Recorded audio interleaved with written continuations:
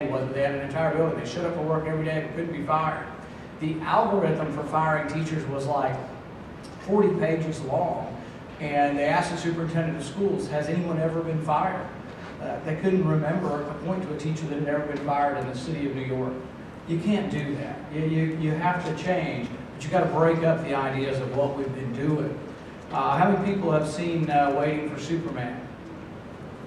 If you haven't seen it, see it. It's a tremendous movie. It's a movie that will bring you to tears, really. And it's just amazing how badly some of these families want their kids to have an education and to get ahead. And just to see them sitting in a big audience with their lottery ticket waiting to see if they could go to a good school. Competition works throughout the marketplace. Let's figure out how to have competition in our schools. Competition for better schools, let the students decide where to go. Attach the money to the kids, let the kids decide and the parents decide which school they want to go to, and the money will go to the better schools and the poorer schools will meet their demise. There are answers for all of this, but ultimately some of them are philosophic. Where do you want education to be done and performed at the federal level? And some of them are objective criteria that we're just not doing a very good job with what we have been doing. We're being outcompeted. We need to change. But I think there is an opportunity now. We've tried to bridge the distance between Republicans and conservatives and the teachers. And I made great pains to talk to my teachers, bring them to Washington. I demanded a special hearing. We had the principal of the year from Kentucky came up. I had a special ed teacher came up. The special ed teachers will come to me and say, I have this boy, he speaks 3 words, and I'm being judged on how well he does in world geography.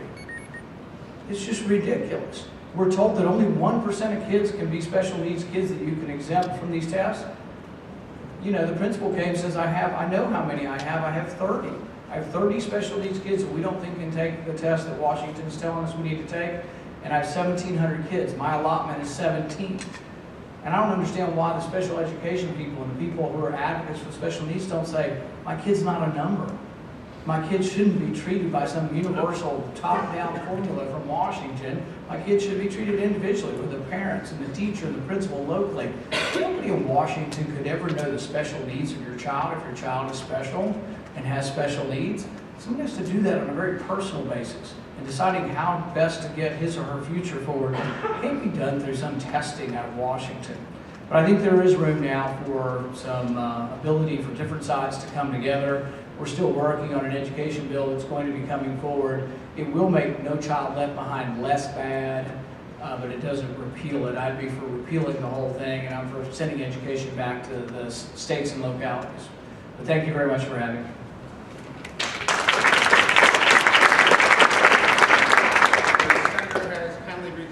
Questions. If anyone is interested, please stand up, identify yourself, and ask your question in the form of a question.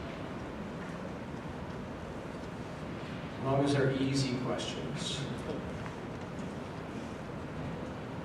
I'm from Mississippi. We're a very poor region, and my mom worked in the teach for No Child Left Behind school. We saw already parents just didn't care, and teachers didn't care. What do you think could be done about that situation? I think you need to reward the good teachers and fire the bad teachers. Some of that you have to break up the union control of it, but our union doesn't want to fire teachers. And that's part of the problem. My son goes to a public high school in Bowling Green, Kentucky. We have about 50,000 people. Our school is very diverse. We have people of all ethnic groups. We have rich kids, middle class kids, and poor kids. The interesting thing about it is there's nothing that limits you. We have quite 10 AP courses, 15 AP courses. Kids can really thrive there. And yet we have the same mixture of problems that the rest of the country has within one school. So that's the whole point is Bowling Green High School a bad school? According to No Child Left Behind, they're a failing school.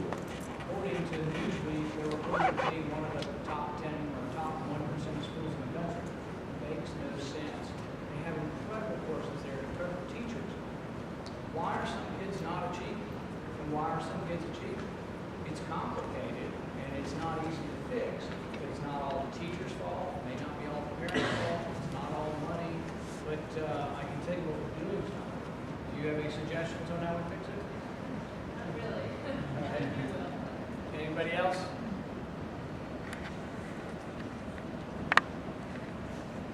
Doug, were you impressed with my charts? I want actually want the chart signed, I'm keeping it. Yeah, guys, I'll send her a copy. Why don't you join me in thanking Senator Paul? Thank you. Questions for you. We are interested in the reparations, and one of the things, we like to use it as an offset to something. In the CBS court, it has not an offset as tourism revenue. Is there any way around it? It seems to be when you start on some legislation, to offset payroll taxes and taxes. And all statistics show that it's an offset. Think about it. That's a different subject.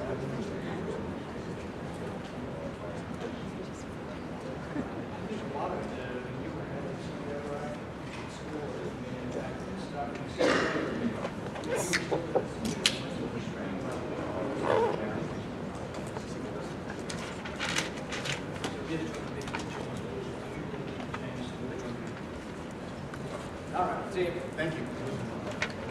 Let me bring up the panel.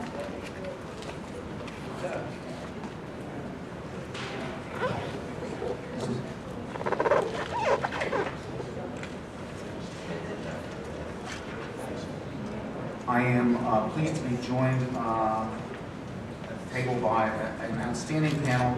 Bios are available on the table where you came in. I won't belabor it, but we have immediately to my left Andrew Gillen, the Research Director of the Center for College Affordability and Productivity. Next to him, Ann Neal, who is the co-founder of the American Council of Trustees and Alumni and has been president since 2003. Next to Ann is Jeffrey Slingo, who is now the Vice President and Editorial Director of the Chronicle of Higher Education. When I was a college professor, that was my favorite weekly read. It's an honor to be at the same table. And down at the far end, Zakiya Smith, who is the Senior Advisor for Education at the White House Domestic Policy Council, where her focus is education policy, and we thank her for taking the time to come today and for her service to the country. So I've asked each of the panelists to take 3 to 5 minutes at the outset to express their views, react to the Senator's comments if they'd like, and then we're going to open up for a little bit of discussion. Why don't we begin with Andy? Should be read. Okay, great. Let me begin by thanking the American Action Forum for bringing us all together to discuss this important topic. The idea that federal aid or student loans can lead to higher tuition is not really a new concept. For the past quarter century, it's gone by the name of the Bennett hypothesis. And the concept itself is pretty simple. You start with the observation that colleges need more money. They always want more money. You then start with the observation that student loans or financial aid increases the ability of students to pay. When you combine those, a pretty reasonable conclusion is that colleges will rationally respond by increasing their tuition. So this is the idea behind the Bennett hypothesis. Now the empirical evidence behind it is mixed. It's all over the place. So you have a whole series of studies that say no, the Bennett hypothesis is wrong. We can't find any evidence to support it. You have a whole series of studies that say no, it's right. Here's a whole bunch of evidence that supports it. And maddeningly, sometimes you combine both of those within the same study. So you'll have a study that says, well, it sort of doesn't hold over in this sector, but it does hold over in this sector. So this is very confusing. And I think the reason that the evidence is so mixed is that we need to tweak the Bennett hypothesis. So one of the things I've been pushing lately is for Bennett hypothesis 2.0. And the idea behind this is that financial aid is going to lead to higher tuition when aid is given to students whose ability to pay, ability and willingness to pay, is in excess of the current cost of the school. Okay, so this may seem like a small distinction, but it really does help explain why the evidence on the original Bennett hypothesis is so mixed. So why is that? We can think about something like the Pell Grant. The Pell Grant is given to low-income students, and because they're low income, they typically can't afford to go to college. So if we give a Pell Grant to a low-income student, we aren't kind of massively increasing their ability to pay, we're just allowing them to pay the existing costs. Now if we give that same Pell Grant to a rich student, he's already able to pay for colleges. So the college is going to respond by increasing their tuition. So we can see kind of a key distinction here between when financial aid is going to lead to higher tuition and when it won't. Okay, so what does this tell us about the effect of student loans on tuition? So we need to acknowledge at the outset that we need to be careful with blanket assertions because the same grant to the same student can have different effects based on the characteristics of the student and the school. So we have to be a little careful, but we can draw some pretty reasonable inferences here. Again, the more aid is targeted towards lower income students, the less likely it is to lead to higher tuition. This means that things like Pell Grants and subsidized Stafford loans are generally okay. They aren't going to lead to tuition increases. We get a very, very different story, however, when we talk about unsubsidized Stafford loans and Parent Plus loans or Grad Plus loans. These loans are available to just about everybody, and I want to quote here, even Bill Gates can get an unsubsidized Stafford or Plus loan. There are no income restrictions. And make no mistake about this, everyone is taking these loans out. More than a third of students from families making more than $100,000 a year are taking out Stafford loans. This is about $60 billion a year in these unsubsidized Stafford loans and Plus loans that are directly leading to higher tuition costs. This is very problematic. Now, we are somewhat fortunate in that reasonable annual and aggregate loan limits in these programs tend to keep these from being an unmitigated disaster at the undergraduate level. But that doesn't hold always at the graduate level. And what I want to focus on here is law school. We can get a very good sense for how student loans can lead higher tuition if we look at law schools. So law school students can borrow up to $20,500 a year just from the Stafford Loan Program. And then they can also borrow from the Grad Plus program up to the total cost of attendance. So massive loans available to law school students. What are the results of this? The results are high tuition, students with astronomical debt burdens, and schools with huge profit margins. These three results are only explainable if some version, whether it be Bennett hypothesis 1.0 or Bennett hypothesis 2.0, if some version of the Bennett hypothesis is true. So what are the policy? I think I'm running out of time here. So what are the policy implications here? We can keep financial aid from leading to higher tuition by doing one of two things. We can restrict it to low-income students, or if we want to make loans or aid more widely available, we need to put low annual and aggregate limits on the loans. Thank you. Thank you. Ann? I'm just going to take a look at what we're getting for all of this money. Obviously, we've got families everywhere investing significant amounts of their funds for a college education, something that we have been led to believe is worth it and will produce an educated citizen and an effective worker. I think there's a lot of evidence these days that that's no longer the case. We've got students coming out of college, they can't find a job, they're beginning to ask a question about whether or not they received quality for their dollars and on taxpayer dollars. Looking at the trends over the years, they're pretty frightening. I mean, we can see the tuition has been on the rise for decades. College tuition's gone up 439% over the last 25 years. That makes healthcare costs look like toddlers in terms of the trends. Meanwhile, certainly as the senator was indicating, it's not because we're not spending a lot of money. I mean, we at the post-secondary level spend per student $25,109, more than twice as high as the OECD average of $12,336. Now, with all of that money being expended, are we pleasing workers? Are we pleasing the students who go there? Well, if you look at what employers are saying, the answer is no. 23.9% find graduates' overall preparation excellent. That's not very big. 64.5% say it's adequate, and more than a quarter of them say that they're getting college graduates who, quite frankly, do not know how to write. The new entrants to the U.S. workforce are not demonstrating, according to employers, levels of excellence necessary to compete successfully in the global workforce. Now, what else are we learning?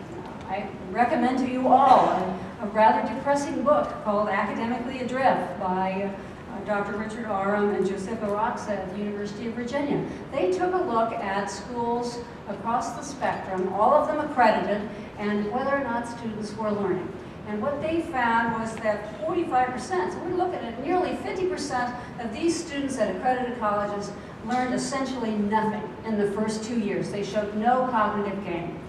Then when they looked over a 4-year expanse, and of course we can talk about this, many kids go for more than 4 years, 5 years, 6 years, 36% of the students at these schools showed minimal or no improvement in terms of analytical reasoning and critical thinking skills. So one is forced to ask, what is it our colleges and universities are teaching or doing? And the American Council of Trustees and Alumni undertook a massive survey of over 1,000 colleges and universities across the country. What we've looked at are the general education curricula of these colleges. Essentially, what are the core courses that college and university students must take, typically in the first 2 years? And we look at it in terms of 7 core areas, and I have to use my fingers: American history and government, literature, composition, math, science, foreign language at an intermediate level, and economics. And we grade these schools on the basis of how many of those core courses they require of their graduates. Why do we grade them on this? For the most part, these colleges and universities in their catalogs will say, we promise you that we will give you a strong, broad general education. So we simply want to hold them to their word, and we take a look at them to see what in fact they actually require. After doing this extensive research, what we found was that mere 5% require economics of their graduates, slightly under 20% require American history or government, about 16% require foreign language literacy at the intermediate level. All of these areas that are necessary for informed participation as citizens and as effective workers. We should add that as we looked at what these schools were doing, that cost was not in any way an indicator of the quality of the education that students were receiving. The average tuition and fees at the A schools, that is, schools that actually required 6 or 7 core subjects, was $16,223. Now, if you went to an F school, where essentially it's up to the 18-year-old to figure out what he or she should study, you're paying on average $27,529. So at these schools, which are receiving massive influxes of federal dollars, we're finding that over 60% of them have 3 or fewer requirements. And I think it's not surprising then that employers are saying, what's happening here? And students themselves are saying in significant numbers, 80% actually in the Roper survey that we just conducted of kids 18 to 25, they're basically saying, gee, what did I get for my money? I wish I'd had a core curriculum.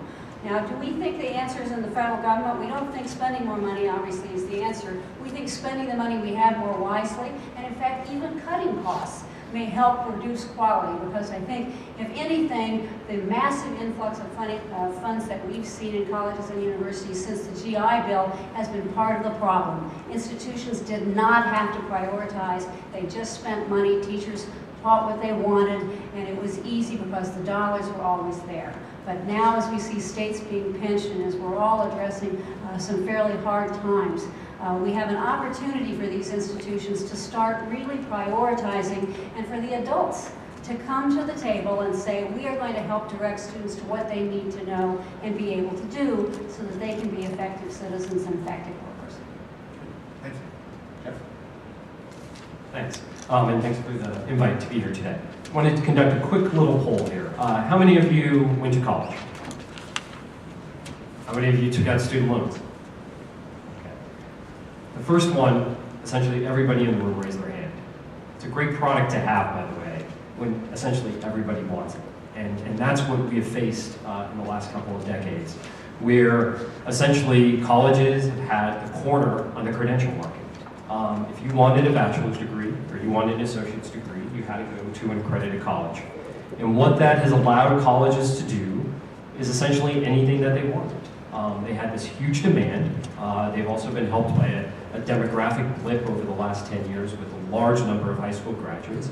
As you know, many colleges have had many more applicants than they knew what to do with. Many of our best colleges could probably fill their class 10 times over. But when you have that much demand for your product, there's really not much you have to do to change it. In fact, there's no pressure to do much change to it. And I think what this has given is higher education has given them this hubris that they believe we're the best in the world, that the problems in American education are in K through 12, there's none in higher ed, and we don't have to change. I think that has been helped a little bit over the last previous decade by a so-so economy that has enabled graduates of colleges to get some sort of job after graduation to pay off those increasing debt loads. And I think the wake-up call has happened in the last couple of years, and especially over the last year. And I think what we're seeing now is that people are saying that a college education may be the ticket to a better life. I still think that most people believe that, but not at any cost. And I think that we're finally seeing that the sustainability of this model is not going to work. And I think what you're going to see over the next 5 or 10 years is a number of colleges start to really rethink their model. That they cannot just increase tuition at any cost, because students and their parents are actually starting to make informed decisions about what they want to do. And I think that's why we're in a very interesting period now in higher ed, where high school students and their parents are asking much better questions than they did even a couple of years ago about what am I getting into right now. We're seeing in the last year or two some trading down at the undergraduate level, where a number of students and parents are saying, I'm going to go to a cheaper option, whether it's a cheaper private college or a cheaper public college, because maybe I'm going to go on to graduate school and I'm going to spend my money there. But I think that students and their parents are asking, what am I getting in return? I think Anne made a good point in recommending Academically Adrift. I will also recommend that book. I think it's one of the best books on higher education in the last couple of years. It's a stinging indictment of what colleges are not teaching. I think one of the things she didn't mention is some follow-up studies that the authors did. It's not only the students that are not learning, but what they're majoring in. Some of the worst students on college campuses are majoring in business, which, by the way, is the #1 undergraduate major at American colleges. Number 2 is education, by the way, our future teachers. Those two majors, students studying those 2 majors read the least, study the least, and really do the least amount of work on college campuses, yet they're 2 of the most popular majors on most college campuses. Probably. So who's at fault here? I think there's a lot of people at fault. I think that college leaders, trustees, who have been essentially asleep at the switch and have been really not doing much over the last 10 years to improve quality, college professors, but the government as well. I think there's this huge subsidy that's given to American higher education by both states and by the federal government, and we really don't ask much in return. For example, I wrote a column a couple of months ago that got some interesting responses. When we think about the federal loan program, we give out student loans to 18-year-olds without really knowing much about them. And think about anything else in society. You go to get, I can't get a mortgage for a $10 million home because I don't have the income to afford that. I can't get a car loan for $100,000 because I don't have the income. But we give out student loans essentially for any type of education, for any major, without knowing much about the student. And I'm wondering, for example, whether we should start thinking about giving out student loans based on majors. What is a student going to major in? What is their life? We now know much more about lifetime earnings based on major from some research that Anthony Cornavale has done at Georgetown. We know a lot more information about what the lifetime earnings are potentially could be based on where a student goes to school and what they major in. Why can't we tie, one proposal that I have is, why can't we tie more of what we give out in terms of student loans to what students are majoring in and where they're going to school? That's just one proposal I want to throw out there for discussion, and I look forward to the Q&A. Well, thank you. This has been quite a fascinating conversation. I want to just sit here for the rest of the day and talk about these issues, but I'll try to be brief so that we can have a more group discussion about some of these things. I think there's actually a lot of synergy between actually what Senator Paul said and what the other panelists have said, and some of the ideas and thoughts of this administration and this president around education. The idea that we shouldn't just have more money, that we should ask for results. The idea that we shouldn't focus on inputs, that we should focus on outcomes, that we shouldn't micromanage what people are doing, but foster innovation and evaluate things. Those are all the principles of both our K-12, that's really the principles of our K-12 reforms. Obviously, the devils are in the details, but the ideologies and the thoughts about the problem and the fact that we haven't seen the types of results for the money we're putting in are similar. So I just want to put that out there. That's probably why the teachers' unions love us so much in this administration. And I think in education issues, at least, we've had a lot of bipartisan working together on things. So I want to start out, as I always do, by talking about the goal and what we see as the goal of our higher education system and where we should be moving. And that is colored by the fact that we came into this process in this administration with a very bad economy. We're still kind of muddling through trying to get out of it. And looking at, in the long term, what do we want our system to be like? What do we want our workers to be like? What do we want our country to be like? And realize that we need people to have a much broader and better sense of education and educational outcomes in order for us to move forward. So our goal in higher education is that by 2020, we would once again lead the world in the proportion of our adults with college degrees. And that college degrees isn't just a 4-year degree. I think we've kind of been talking here when everyone raised their hand, probably most of you all went to 4-year colleges at a campus where you lived on campus.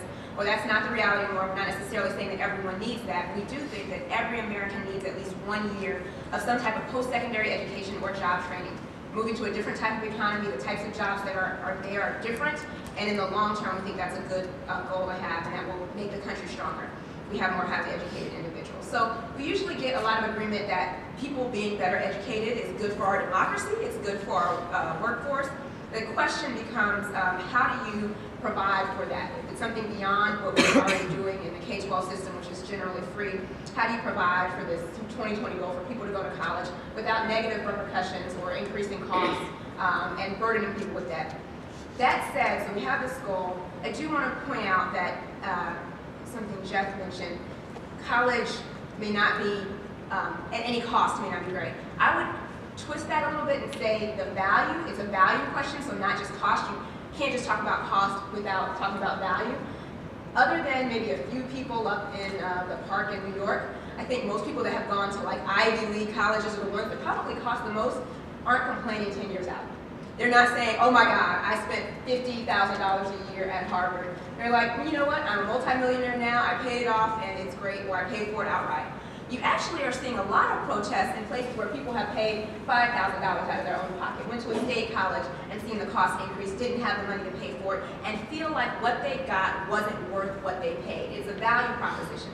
So that creates a lot of questions. Some of the things that Ann mentioned about what are we getting out of it. But when we have the system that we have, so if we were creating something from whole cloth, we would probably create a lot of different systems than what we're left with now. We don't have a Ministry of Education where we're telling people, you do this, you do that, this is what you have to learn in class, this is what courses you can teach as a teacher. And I think that's a good thing. We talk about local control, it's probably better at that level. But we do have a system where we're providing a lot of funding and we're not quite sure what we're getting. We have students that are apparently not learning anything through their whole 4 years of college, and we funded that because we think it's a good thing for society. So in the abstract, or not even in the abstract, in reality, we have a good higher education system where people are learning things and becoming better citizens and becoming better workers and creating value for the economy, for society. It would be good to promote that. The question becomes, do you have a system for measuring that? And is that exactly what you're funding? The other thing is student debt. We've done a lot on student debt in this administration because we think it's an issue. Student debt is generally a good investment, but it depends on what college you go to, like I said, and what the outcome is. How much it costed you for that outcome. Alternatively, a lot of community college students don't take on much debt. Many of them don't graduate. That's a shame, but in terms of our investment into that person, it's not the same as going to, say, a college where you've spent $15,000 trying to get the same degree, and now you're burdened with student debt. That's a different conversation, so I just think cost and quality should come together here.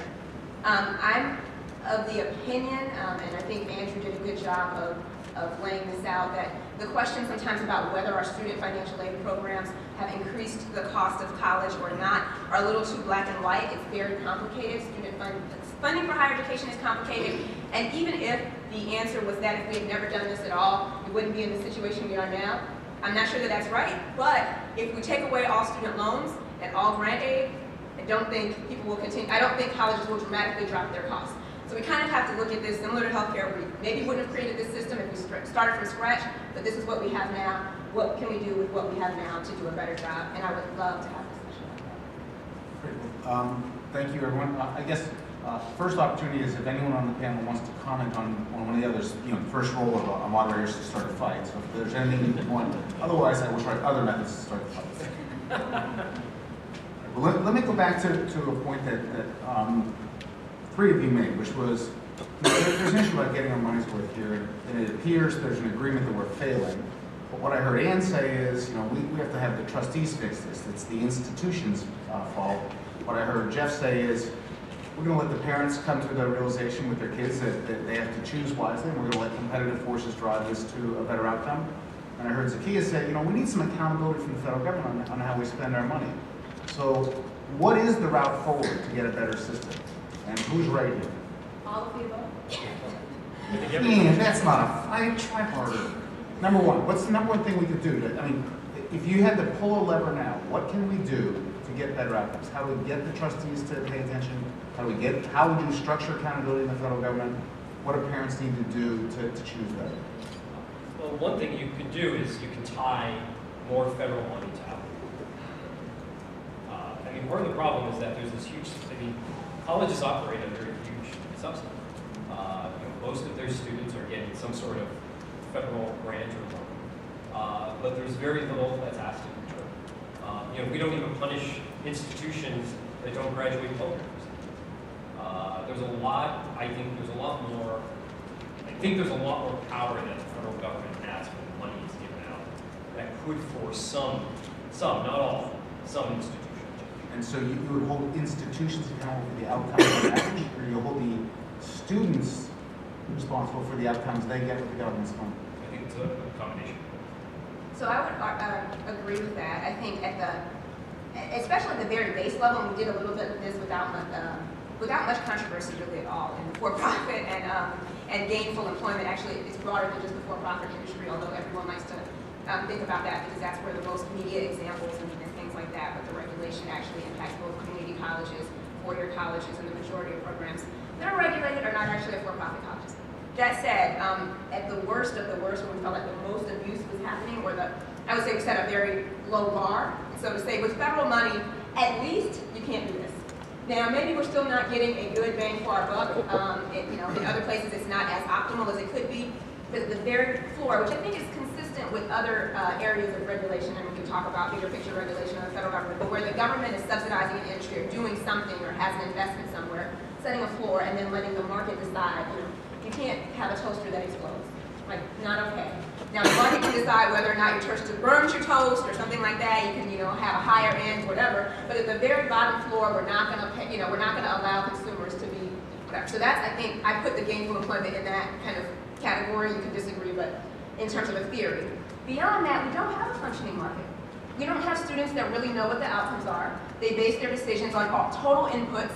Most people look at, I did when I was a student. In middle school, I was looking at U.S. News and World Report, which is all based on incomes and some graduation rates, but mostly are your classes low in terms of faculty, teacher ratio. Do other college presidents think that this is a good college, which is kind of bizarre, but nothing about the outcomes. Will I learn anything when I'm here? Will I get a job after I leave here?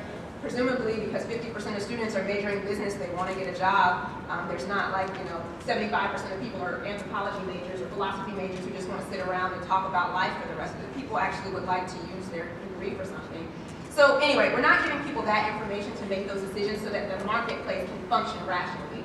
So I would say if there was something we could do, we actually are looking at ways to improve the information, hopefully less controversial, to provide better information to people than to do some of the other more. I certainly agree with that, but I think higher ed has operated so much on reputation, because that's really what has been out there. It has not been a value proposition because parents couldn't find out really what the students were learning. I think if we are also looking at this massive apparatus that we have in place now, a very big question can be raised about the value of accreditation as we know it. The accreditation system is the gatekeeper for federal financial aid, and even though we've all been talking about a lack of value and some serious evidence showing that students aren't learning, there are very few schools that are ever shut down by the federal accreditors. I mean, the regional accreditors never find a school that isn't doing just fine, even if its graduation rates are in single digits. And I think that we can really legitimately ask, is this a system that's working and how can we change it? I think, and the American Council of Trustees Alumni has written quite a bit about this, that it is a system that actually raises costs. So here we are worrying about ever increasing tuition. I think we can look at the accreditation apparatus and tie it to increased costs. Shirley Tillman recently testified before the National Advisory Committee on Institutional Quality and Integrity, sorry about that acronym, and was basically talking about the massive amounts of money that Princeton was having to spend for accreditation visits. University of Michigan said the same thing. Dartmouth said the same thing. These are institutions that have a lot of money. What about schools that don't, that are having to deal with these teams of essentially administrators and faculty who come into these institutions and take a look at them every 10 years and then say that this is a quality control mechanism? I think that legislators should look very, very closely at this system. I think it's broken. It rarely shuts down a school. It increases costs. It's basically deemed a peer review process because it is teams of academics, but in fact it is not peer review because the power they have is because they are gatekeepers. And so I think as long as the insiders are the gatekeepers, we will continue to have these problems, and that this would be an area where we could do some major important reform. And Doug, could I just make a second for accreditation? I know I want to say something. I think accreditation has been a huge cost driver, and I'll back up Ann on something else is really not just the regional accreditors, but the specialized accreditors. If you talk to many people at colleges, these specialized accreditors, which will specialize